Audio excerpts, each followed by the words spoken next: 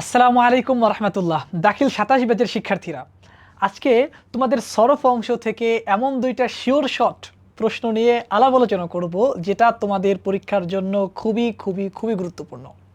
এখন বলতে পারো, ভাইয়া এত সিউরিটির সাথে বা এত শক্তিমত্তার সাথে কিভাবে বলতেছেন যে এই দুইটা প্রশ্ন আসবে? ভাইয়া, আমাদের বিগত বছরের প্রশ্ন আমরা অ্যানালাইসিস করেছি এবং আমরা আমাদের অভিজ্ঞতা এবং তাজরিবা থেকে তোমাদেরকে বলতেছি। তোমরা আজকে যে দুইটা প্রশ্ন নিয়ে আমরা আলাপ আলোচনা করব, সেই দুইটা প্রশ্ন তোমরা ভালোভাবে আয়ত্ত করো, ইনশাআল্লাহ দেখবা পরীক্ষার খাতায় হুবহু কমন চলে আসতে পারে। তো ভাইয়া চলো আজকের ভিডিওটা আমরা শুরু করি। আচ্ছা,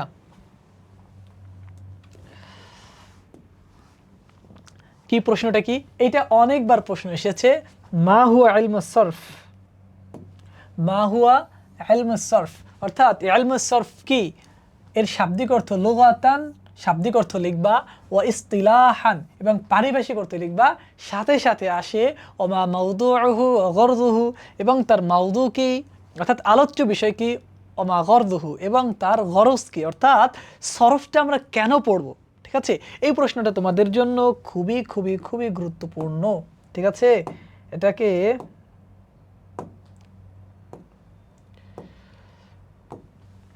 তোমরা কত স্টার দিবা? যত স্টার দিবা তাও শেষ হবে না। ঠিক আছে, খুবই খুবই গুরুত্বপূর্ণ, সুতরাং এই প্রশ্নটা ভালো করে পড়ে নাও। আচ্ছা, এবার হচ্ছে, তো চলো আমরা শুরু করি।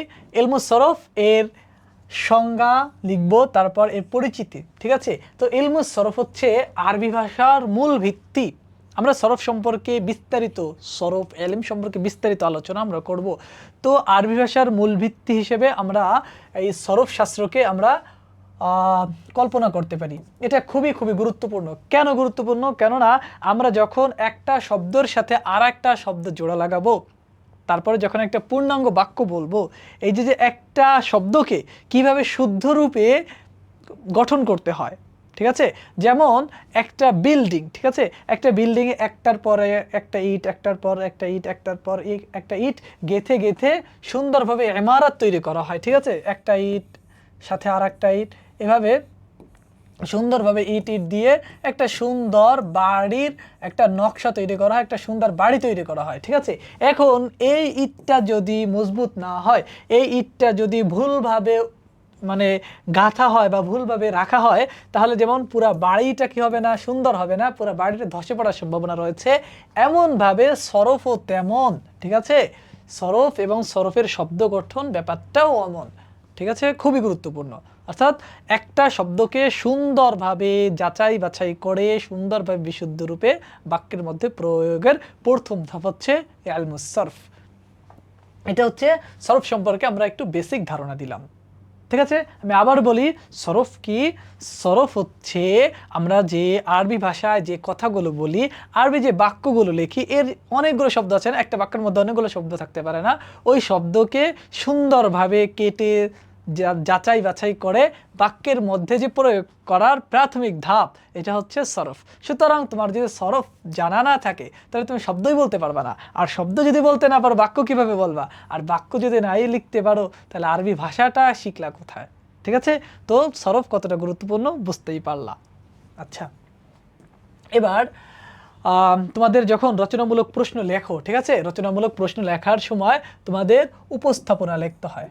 ঠিক আছে, উপস্থাপনা লিখতে হয়। তো উপস্থাপনা আমরা তোমাদেরকে কিছু শর্ট ট্রিক্স দেখিয়ে দেব, যেটার মাধ্যমে তোমরা ইলমুস সরফের মধ্যে বা ইলমুন নাহুর মধ্যে 2 থেকে 3টা বা একটা স্ট্রাকচার তোমাদেরকে ইনশাল্লাহ কোনো এক ভিডিওতে দেখিয়ে দেবো। ওই একটা স্ট্রাকচার তুমি যদি মুখস্থ করতে পারো, তাহলে এগুলো সব তোমাদের জন্য ইজি হয়ে যাবে। অর্থাৎ একটা মুকদ্দিমা দিয়া, একটা সূচনা দিয়া, একটা ভূমিকা দিয়ে তুমি সব অ্যান্সার করতে পারবা। ঠিক আছে, তো দেখো, ইলমুস সরফ হচ্ছে আরবি ভাষার শিক্ষার মূল ভিত্তি। ব্যাপারটা তোমাদেরকে আমি বলেছি। সরফকে তুমি কি করতে পারো? একটা বিল্ডিংয়ের ইট হিসেবে কল্পনা করতে পারো, বা একটা বিল্ডিংয়ের কাঁচামাল হিসেবে কল্পনা করতে পারো। যদি কাঁচামালের কোয়ালিটি ভালো না থাকে, ইটের কোয়ালিটি যদি ভালো না থাকে, তাহলে যেমন ওই বিল্ডিংটার কোনো সিওরিটি নাই, বিল্ডিংটা যে কোনো সময় ধসে পড়তে পারে। এমনভাবে আরবি ভাষার মূল ভিত্তি, আরবি ভাষার মূল ভিত্তি সরফ, এটা যদি ভাষা না জানা থাকে তাহলে ওই ভাষাটা শুদ্ধ হবে না, ওই বাক্যটা শুদ্ধ হবে না। ঠিক আছে, তারপরে কি করে এটা হচ্ছে ভাষার সৌন্দর্য বৃদ্ধি করে এবং অলংকারে কি করে বিশেষ ভূমিকা পালন করে। ঠিক আছে, তারপরে হচ্ছে এটা কি করে, এটা যে শব্দের উৎপত্তি এবং পরিবর্তন সম্পর্কে আলাপ আলোচনা করে। ঠিক আছে, আমরা একটা উদাহরণ দিয়ে তোমাদেরকে বুঝাচ্ছি। দেখুন কলা একটা শব্দ, এই কলা থেকে আসলো কি ভাইয়া, এই কলাটা থেকে পরিবর্তন হয়ে আসলো ইয়াকুলু, তারপর এখান থেকে আসলো কি কুল, অর্থাৎ মূল হচ্ছে একটা শব্দ। ঠিক আছে, এই একটা শব্দ কলা থেকে হলো ইয়াকুলু, ইয়াকুলু থেকে হলো কুল, তারপর হলো কাইলুন। ঠিক আছে, এবার একটা শব্দ থেকে কিভাবে একাধিক শব্দে রূপান্তরিত হয় সেটা নিয়ে আলোচনার বিষয় হচ্ছে ইলমুস সরফের মধ্যে। ঠিক আছে, তাহলে আরবি ভাষা যদি আমরা শিখতে চাই বা আরবি ব্যাকরণ যদি আমরা বুঝতে হলে সরফ শাস্ত্রের কোনো বিকল্প নেই। বুঝতে পারলা সরফ কাকে বলা হয়? ঠিক আছে, এবার তোমাদের পরীক্ষায় বা বিভিন্ন গাইড বই যেভাবে লেখা আছে আমরা সেভাবে একটু আলোচনা করব। তো ইলমুস সরফ এখানে দুইটা শব্দ আছে। কয়টা শব্দ আছে?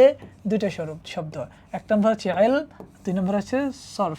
এখানে দুইটা শব্দের আলাদা আলাদা অর্থ আছে।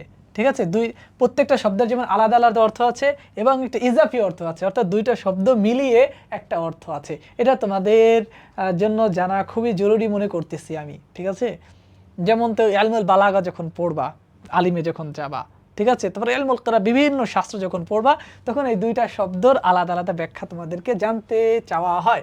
ঠিক আছে, তাহলে তুমি এভাবে লিখবা যে এলেমের অর্থ হচ্ছে কি, এলেম শব্দটি হচ্ছে এক বচন। ঠিক আছে, এর বহু বচন হচ্ছে উলুমুন। এলেমের শব্দের অর্থ হচ্ছে আল মারিফাত অর্থাৎ জানা, দুই নম্বর হচ্ছে আল ফাহমু বোঝা, তারপর হচ্ছে ইয়াকিন নিশ্চিত জ্ঞান, আল ইদরাক অনুধাবন। আচ্ছা, এটা কেন গুরুত্বপূর্ণ আমি বলতেছি তোমাকে। চট্টগ্রাম ইউনিভার্সিটির যে B2 ইউনিট যেটা আছে না, ওখানে এমন একটা প্রশ্ন এসেছিল যে আল ফিকহু এর শাব্দিক অর্থ কী। তো এভাবে আসতে পারে যে ইলম এর শাব্দিক অর্থ কী। তো মানে কাছাকাছি কিছু দিয়ে দিল, তো তোমাকে সঠিক অ্যান্সার করতে হবে। বুঝলা? তো ইলম এর এক বচন, এর বহু বচন হচ্ছে উলুমুন, এর বিভিন্ন অর্থ আছে, যেমন আল মারিফাতু জানা, আল ফাহমু বোঝা, আল ইয়াকিনু অর্থাৎ নিশ্চিত জ্ঞান বা আল ইদরাক অর্থাৎ অনুধাবন। ঠিক আছে, এবার আমরা ইলম এইটার ব্যাখ্যা আমরা করলাম। ঠিক আছে, এবার আমরা সরফ এই শব্দটার ব্যাখ্যা আমরা করব। চলো, সরফ কি? সরফ হচ্ছে এর আবিধানিক অর্থ হলো পরিবর্তন বা রূপান্তর। পরিবর্তন বা রূপান্তর, অর্থাৎ রূপান্তর বলতে কি বোঝায়? এক অবস্থা থেকে অন্য অবস্থায়। তোমাদেরকে আমি বলেছি না, যেমন ফাআলা, ঠিক আছে, ফাআলা থেকে ইয়াফআলু, ইয়াফআলু, তারপরে ফাইলুন।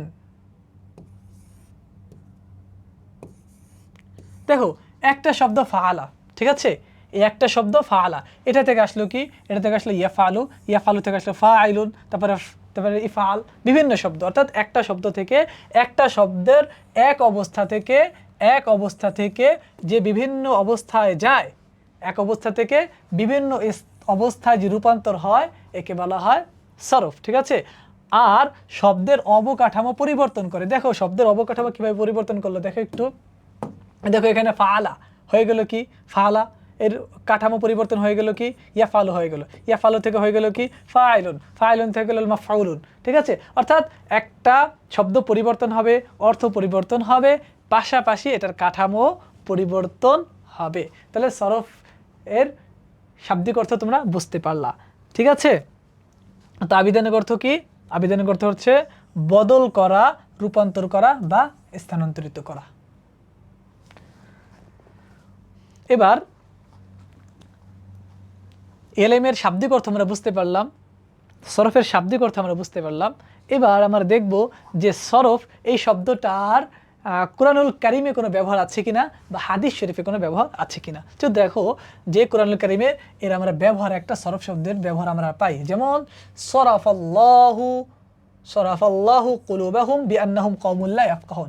অর্থাৎ সরাফাল্লাহু, আল্লাহ তাআলা পরিবর্তন করে দিয়েছেন, বদল করে দিয়েছেন। কি বদল করে দিয়েছেন, পরিবর্তন করে দিয়েছেন? কুলুবাহুম, তাদের অন্তর। কেন পরিবর্তন করে দিয়েছেন? বিআন্নাহুম, কেননা বিআন্নাহুম, তারা হচ্ছে কওমুন, এমন একটা কওম, লা ইয়াফকাহুন, তারা বুঝে না। তো আমরা পেলাম কি, এই সরফ শব্দটার অর্থ যে পরিবর্তন করা, বদল করা, রূপান্তরিত করা, এই ব্যবহারটা কোরআন শরীফেও আছে। কোথায় আছে? সূরা আত-তাওবা আয়াত নং 127। বুঝা গেল?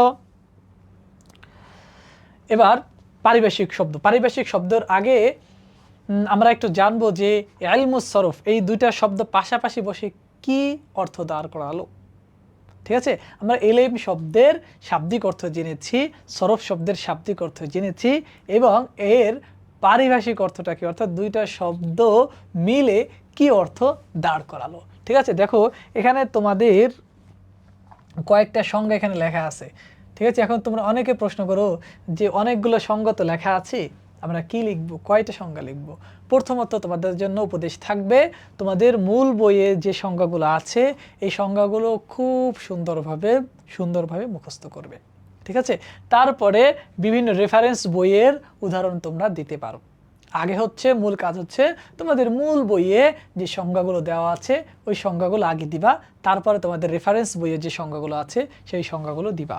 তো দেখো কি লেখা আছে, এটা হচ্ছে কওয়াইদুল লুগাতিল আরাবিয়া, এই গ্রন্থে লেখা আছে। কওয়াইদুল লুগাতিল আরাবিয়া, এই গ্রন্থে কি লেখা আছে? হুয়াল কওয়াইদ। সরফ হচ্ছে কি, হুয়া দ্বারা কি উদ্দেশ্য? হুয়া দ্বারা উদ্দেশ্য হচ্ছে সরফ। ঠিক আছে, হুয়াল কওয়াইদ, সরফ হচ্ছে এমন কিছু নিয়ম আল্লাতি ইউআরাফু, আল্লাতি কার দিকে ফিরেছে? আল্লাতি কওয়াইদ দিকে ফিরেছে। আল্লাতি ইউআরাফু, যার মাধ্যমে জানা যায়। ইউআরাফু বিহা, বিহার হার কার দিকে ফেললো? এই হা দ্বারা উদ্দেশ্য হচ্ছে আল কওয়াইদ।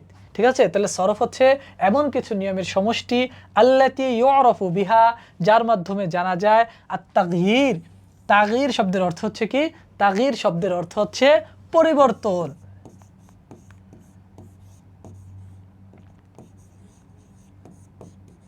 পরিবর্তন, ঠিক আছে।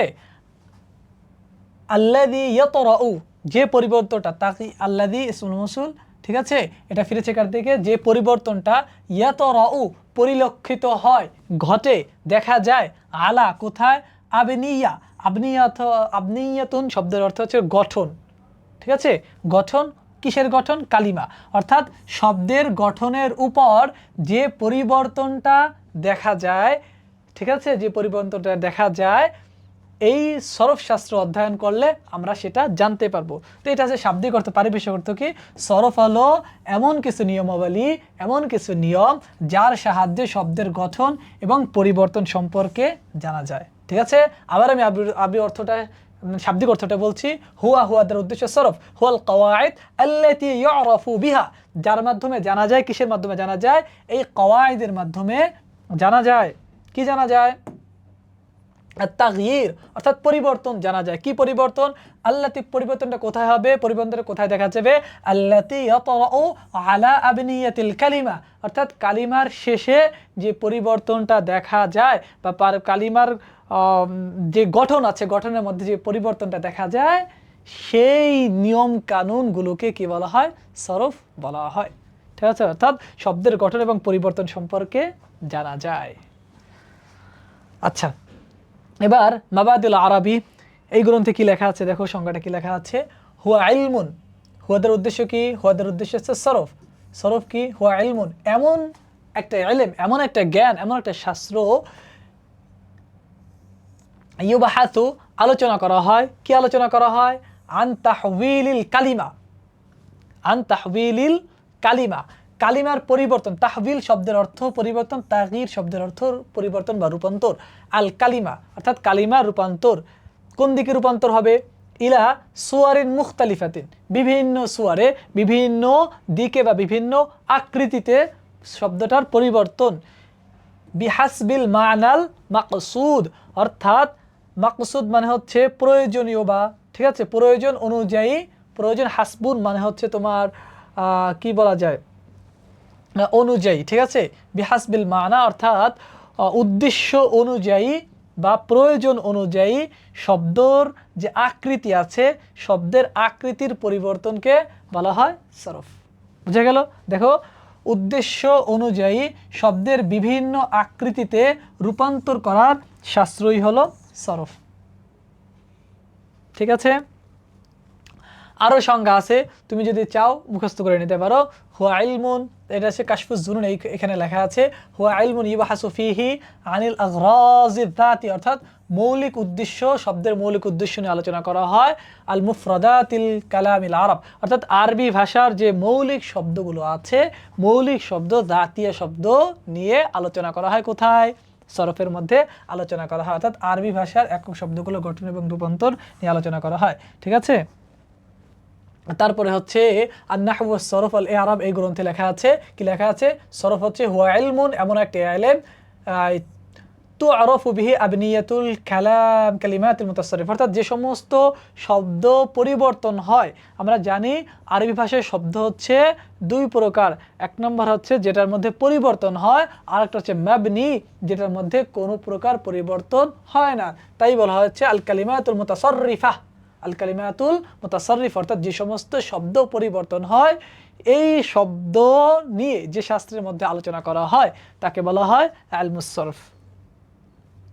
আচ্ছা, তাহলে অনেকগুলো সংজ্ঞা তো পড়লা, 4-5টা সংজ্ঞা পড়লা, পরীক্ষা কয়টা লিখবা? তুমি যদি পূর্ণাঙ্গ সম্পূর্ণ নাম্বার যদি পেতে চাও তাহলে তোমাকে সবগুলো লিখতে হবে, অর্থাৎ আর 5-10টা খাতা থেকে তোমাকে আরও ভিন্নভাবে উপস্থাপন করতে হবে যে শিক্ষক তোমাকে কেন নাম্বার দিবে।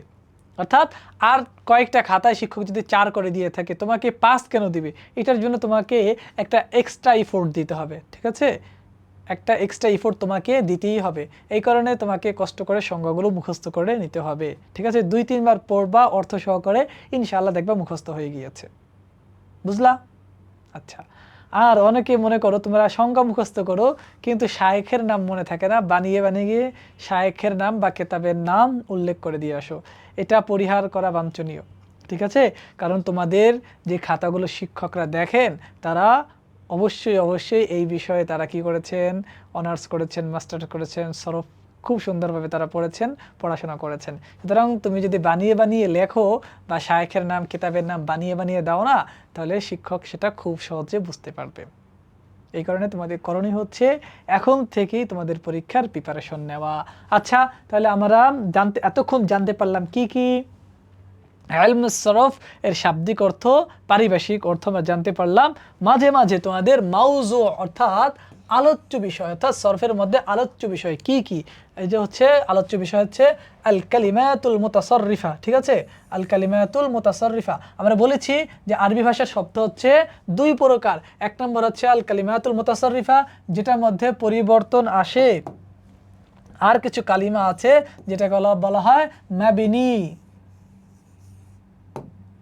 মাবনি, যেটার মধ্যে কোনো প্রকার পরিবর্তন আসে না। যেমন যত ফেয়ালে মাজি আছে, ঠিক আছে? যত ফেয়ালে মাজি আছে এর মধ্যে কোনো পরিবর্তন আসে না। তারপর যত হরফ আছে, যেমন ইলা, ঠিক আছে? তারপরে কি আন, এর আরও যত শব্দ আছে সমস্ত শব্দ আছে মাবনি।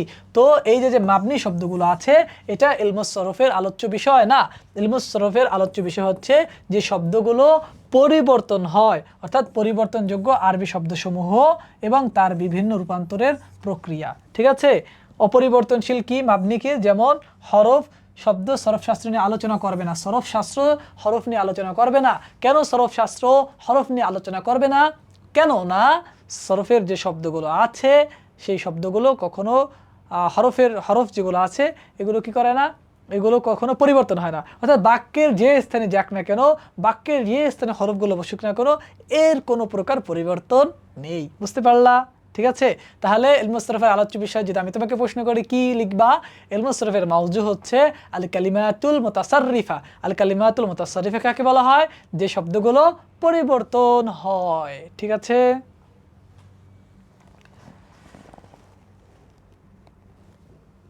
এবার সরফ শাস্ত্রের উদ্দেশ্য কি ভাইয়া? সরফ শাস্ত্রের উদ্দেশ্য হচ্ছে জিহ্বাকে শব্দগত ভুল থেকে কি করা? রক্ষা করা। ঠিক আছে? তারপর লেখার ক্ষেত্রে যে ভাষার শুদ্ধ নিয়মকানুন অনুসরণ করা। যখন আমরা লিখব তখন যেন আমাদের লেখাটা সুন্দর হয়, সরফ অনুযায়ী হয়। তারপর হচ্ছে আরবি ব্যাকরণ সঠিকভাবে আয়ত্ত করার জন্য তোমাকে কি করা জানা লাগবে, সরফ জানা লাগবে। তারপরে হচ্ছে শব্দের রূপান্তর এবং সঠিক পদ্ধতি জানা। বুঝতে পারলা? সরফের উদ্দেশ্য বুঝতে পারলা? আশা করি তোমরা সরফের উদ্দেশ্য বুঝতে পেরেছো, সরফের যে মাউজু আছে এটাও বুঝতে পারছো। আচ্ছা, এবার তোমাদের যখন রচনামূলক প্রশ্ন লিখবা, রচনামূলক প্রশ্নে তোমাদেরকে প্রথমে কি লেখা লাগে, প্রথমে একটা ভূমিকা লেখা লাগে, তারপরে বিস্তারিত আলোচনা লিখতে হয়, তারপর খাতেমা লিখতে হয় বা উপসংহার লিখতে হয়। ঠিক আছে? তো উপসংহার হলো কি লিখবা, উপসংহারে এভাবে লিখবা যে ইলমুস সরফ হলো আরবি ব্যাকরণের প্রাণ, আরবি ব্যাকরণের প্রাণ। এর মাধ্যমে কি কি করা যায়, শুদ্ধ পাঠ অর্থাৎ শুদ্ধভাবে তেলাওয়াত করা যায়, শুদ্ধভাবে কি করা যায়, শুদ্ধভাবে লেখা যায় এবং শুদ্ধভাবে বলা যায়। ঠিক আছে? সরফ হচ্ছে আরবি ভাষার প্রাণ, এর মাধ্যমে শুদ্ধ পাঠ জানা যায়, শুদ্ধ লিখন, শুদ্ধ কথন। ঠিক আছে? সুতরাং তুমি যদি একজন দক্ষ আলেম হতে চাও, তুমি যদি কোরআন হাদিস বুঝতে চাও, কোরআন হাদিস নিজে নিজে অর্থ বুঝতে চাও, তাহলে অবশ্যই অবশ্যই এই শাস্ত্র তোমাকে জানতে হবে, এই শাস্ত্র সম্পর্কে তোমার একটা বিস্তারিত ধারণা থাকতে হবে। আচ্ছা, বলেছিলাম না আরেকটা প্রশ্ন যেটা খুবই গুরুত্বপূর্ণ, সেটা সম্পর্কে আমরা পরে একদিন আলোচনা করব। সেই প্রশ্নটা হচ্ছে কি, এটাও আসার সম্ভাবনা রয়েছে, খুবই খুবই সম্ভাবনা রয়েছে। সেটা হচ্ছে কাম কিসমান লিল ফেআলিল মুজাররাদ, অর্থাৎ ফেআলে মুজাররাদ যেটা আছে সেটার কতগুলো প্রকার আছে। তারপরে লেখা আছে উজকুর আউজান আল মুজাররদ সুলাসি, অর্থাৎ সুলাসি মুজাররদের যে প্রকারগুলো আছে, যে ওজনগুলো আছে, এই ওজনগুলো তোমাকে লিখতে বলা হয়। এটাও তোমাদের জন্য খুবই খুবই খুবই গুরুত্বপূর্ণ। ইনশাআল্লাহ অন্য কোনো ভিডিওতে, পরবর্তী ভিডিওতে আমরা সরফের এই প্রশ্নটা নিয়ে আলোচনা করব। তো সরফ থেকে যতগুলো অনেকগুলো প্রশ্ন আছে, এর মধ্য থেকে যদি আমরা বাছাই করে অভিজ্ঞতার সাথে, তাজরিবার সাথে আমরা তোমাদেরকে যে সাজেশনগুলো দেবো, ইনশাআল্লাহ এখান থেকে দেখবা হুবহু পরীক্ষার খাতা এখান থেকে চলে এসেছে। তো আজকের ভিডিওটা এই পর্যন্ত, দেখা হচ্ছে অন্য কোনো ভিডিওতে। সেই পর্যন্ত সবাই ভালো থাকবা, সুস্থ থাকবা। আসসালামু আলাইকুম ওয়া রাহমাতুল্লাহি ওয়া বারাকাতুহু।